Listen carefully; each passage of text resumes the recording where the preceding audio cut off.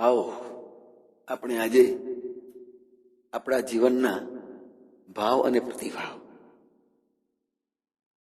આપણા ભાવમાંથી સામે કેવો પ્રતિભાવ મળે છે એને બહુ જ રુચિપૂર્વક અને સંભાળપૂર્વક આપણે સાંભળીએ આ વાતને. એક પરિવાર વેકેશન માણવા માટે નીકળ્યો. નદી કિનારો હતો, આજુબાજુ પહાડો પણ હતા અને એ કુદરતી જગ્યાને પસંદ કરી.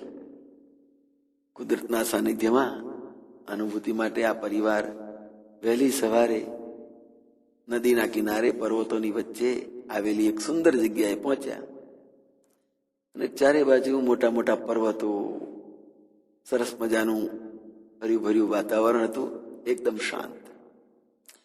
એમની જોડે એક બાળક હતો, કિશોર. ખીણના એક કિનારા પર જઈને ઉભો રહીને ખૂબ મોટા અવાજે બોલ્યો, હું તને મારી નાખીશ. અને થોડી જ વારમાં એ પર્વતોમાંથી ગુંજાતો, પડઘાતો ચારે બાજુથી એક અવાજ આવવા માંડ્યો. એક પછી એક અવાજ આવવા માંડ્યો.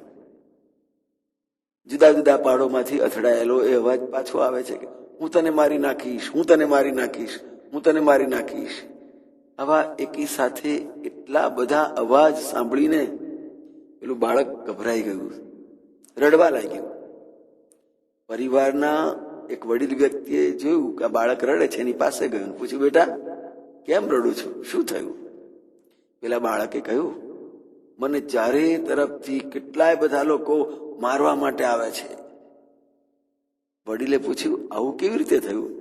એટલે બાળકે જે ઘટના બની હતી એ વાત કઈ સંભળાવી.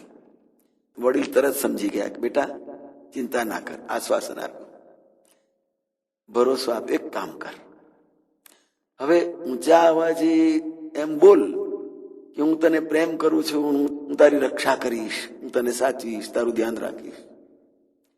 પેલો બાળક વડીલના કહેવા પ્રમાણે આ શબ્દો મોટા અવાજેથી બોલ્યો. પર્વતમાળામાંથી જુદા જુદા પડઘાતો એ જ અવાજ જવાબ આપતો ચારે બાજુએથી એ જ શબ્દો બોલી ઉઠ્યા કે હું તને પ્રેમ કરું છું, હું તને સાચવીશ, તારું ધ્યાન રાખીશ. પેલો બાળક રડવાનું છોડી, ભય છોડી દઈને આનંદમાં આવી ગયો. કેટલા બધા લોકો મને પ્રેમ કરે છે અને મારું ધ્યાન પણ રાખશે, મારી રક્ષા પણ કરશે. મિત્રો, જીવન એ પણ આપણા આવા કર્મોનો જ પડઘો છે. જેવું ઈચ્છીએ એવું આપવાની શરૂઆત કરવી પડે. પ્રેમ ઈચ્છતા હશો તો પ્રેમ આપવો પડશે. માન જોઈતું હશે તો માન આપતા શીખવું પડશે.